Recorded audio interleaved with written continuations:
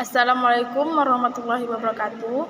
Perkenalkan, nama saya Dinda Aprilia dari kelompok 9. Saya di sini akan membahas tentang prinsip-prinsip pendidikan agama Islam. Yang pertama, pengertian prinsip pendidikan Islam. Dalam Kamus Bahasa Indonesia, kata prinsip diartikan sebagai asas atau dasar atau kebenaran yang menjadi pokok berpikir dan bertindak. Sedangkan pendidikan dapat diartikan dengan proses pengubahan sikap dan tingkah laku seseorang atau kelompok orang yang usaha mendewasakan manusia melalui upaya pengajaran dan pelatihan. Dengan demikian, prinsip pendidikan dapat diartikan dengan kebenaran yang universal sifatnya yang dijadikan dasar dalam merumuskan perangkat pendidikan, baik berupa agama ataupun ideologi negara yang dianut. Sedangkan pendidikan Islam sebagai suatu sistem keagamaan dapat diartikan sebagai suatu proses yang dilakukan oleh orang dewasa dengan penekanan kepada bimbingan secara Islamiah, agar peserta didik dapat mencapai hasil yang baik atau kebahagiaan di dunia dan akhirat. Akhirnya dapat dipahami, prinsip pendidikan Islam adalah asas atau dasar dari upaya bimbingan yang dilakukan seseorang terhadap seseorang atau sekelompok orang yang lebih ditekankan pada bimbingan untuk membentuk kepribadian yang sesuai dengan ajaran Islam dalam rangka menggapai kebahagiaan dunia dan akhirat. Utsman Abu Bakar menyatakan bahwa prinsip pendidikan Islam adalah dasar pandangan dan keyakinan, pegangan kuat, pendirian untuk melakukan suatu aktivitas yang berkaitan dengan pendidikan Islam. Yang kedua, prinsip-prinsip umum pendidikan Islam.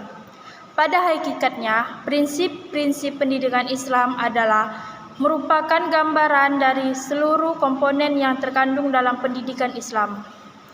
Pendidikan merupakan salah satu sarana yang digunakan oleh manusia untuk memelihara kelanjutan hidupnya, baik sebagai individu maupun sebagai masyarakat. Di samping itu, pendidikan juga merupakan sarana pengembangan potensi yang ada di individu, agar dapat dipergunakan dengan baik olehnya untuk menghadapi milenial yang selalu berubah.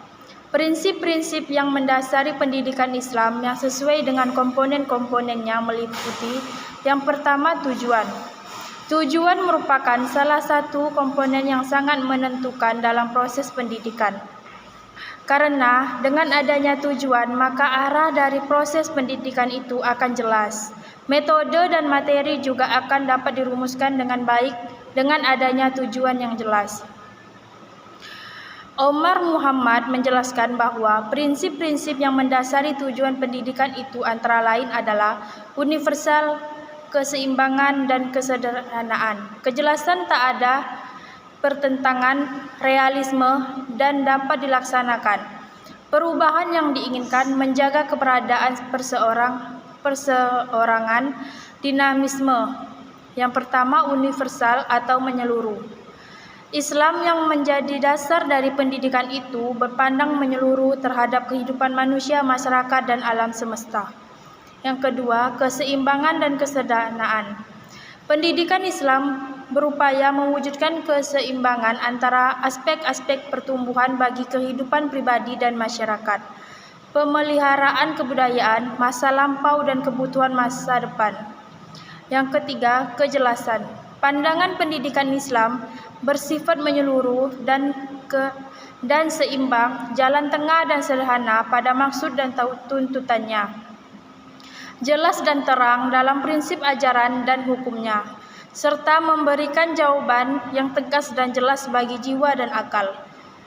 Kesemuanya akan teramplikasikan dalam bentuk tujuan, kurikulum, metode yang jelas dan tegas. Yang keempat, tak ada pertentangan.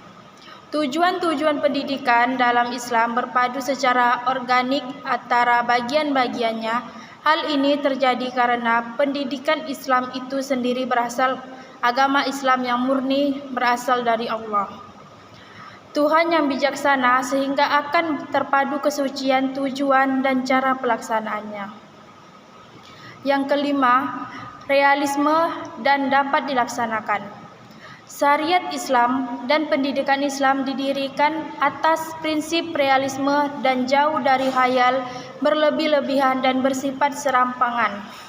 Keduanya berupaya mencapai tujuan melalui kaedah atau metode yang praktis dan realistis, sesuai dengan fitrah dan sejalan dengan kesanggupan yang dimiliki oleh individu dan masyarakat dan dapat dilaksanakan pada keseluruhan waktu dan tempat. Yang keenam, perubahan yang diinginkan. Pendidikan adalah proses menuju perubahan yang dikehendaki pada tingkah laku bagi segi jasmani, akal, psikologis, dan sosial, dan kehidupan masyarakat. Jika perubahan ini tidak berlaku secara pendidikan, tidak berhasil dan mencapai maksud yang dituju. Yang ketujuh, menjaga perbedaan perseorangan. Perbedaan perseorangan antara individu dan masyarakat adalah perbedaan yang bersifat wajar. Karena itulah dapat pendidikan Islam. Semua itu terpelihara dalam tujuan, kurikulum, dan metode yang baik. Yang ke-8, dinamisme. Pendidikan Islam tidaklah bersifat baku dalam tujuan-tujuan yang diinginkan dicapai. Kurikulum dan metodenya tetapi selalu membaharui diri dan perkembangan sesuatu dengan perkembangan zaman, ilmu pengetahuan dan teknologi, karena pendidikan Islam selalu mengapresiasi kepentingan individu dan masyarakat.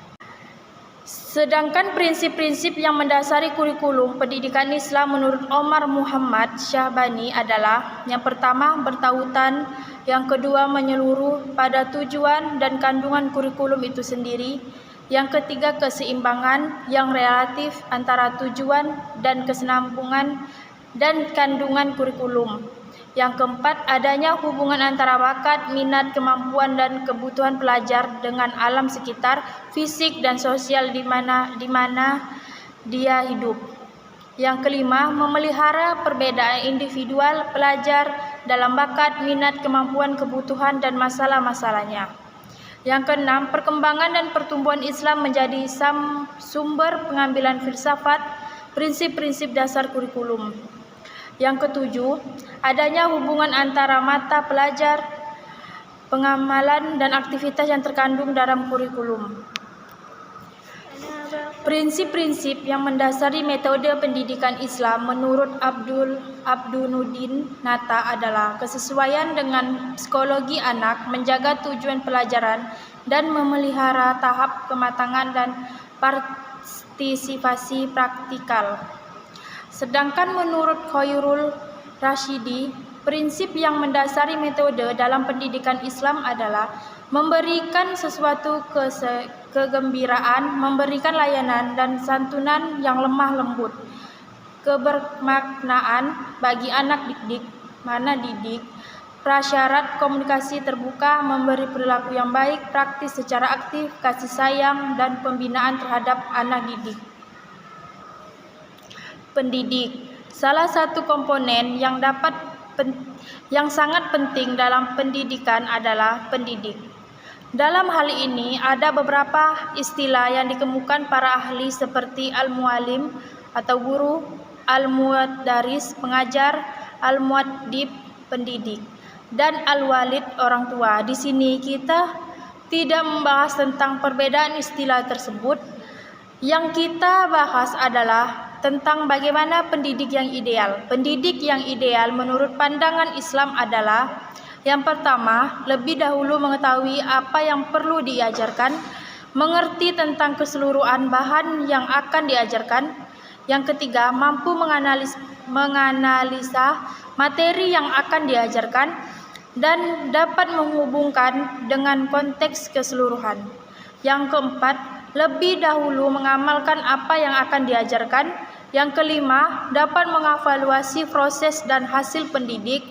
Yang keenam, dapat menghargai hasil siswanya dan memberi hukuman yang salah.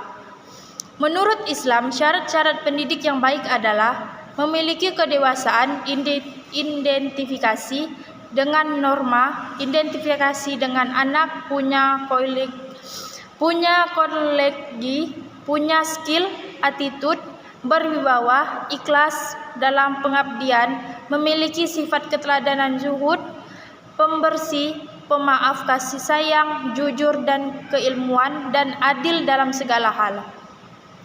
Anak didik. Seorang pendidik harus memperhatikan siswa-siswanya, sebab pendidik adalah proses pembinaan dan perkembangan terhadap potensi fitrah yang dimiliki oleh mereka. Ada beberapa hal yang harus dipahami seorang pendidik, yaitu: yang pertama, anak bukan miniatur orang dewasa. Yang kedua, anak didik mengikuti fase-fase perkembangan tertentu. Yang ketiga, anak didik mempunyai pola perkembangan sendiri. Yang keempat, anak harus melaksanakan tugas perkembangannya. Yang kelima, kebutuhan anak didiknya. Yang keenam, perbedaan individual anak. Yang ketujuh, anak merupakan satu keseluruhan. Yang kedelapan, anak adalah makhluk yang aktif dan kreatif.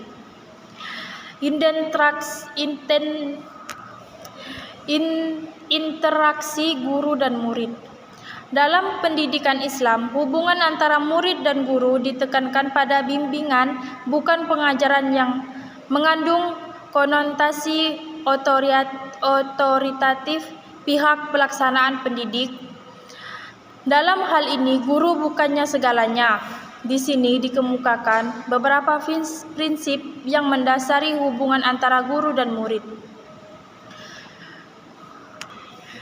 Menurut Abdunuddin Nata, prinsip yang mendasari hubungan murid dan guru dalam pendidikan Islam ini adalah humanistik.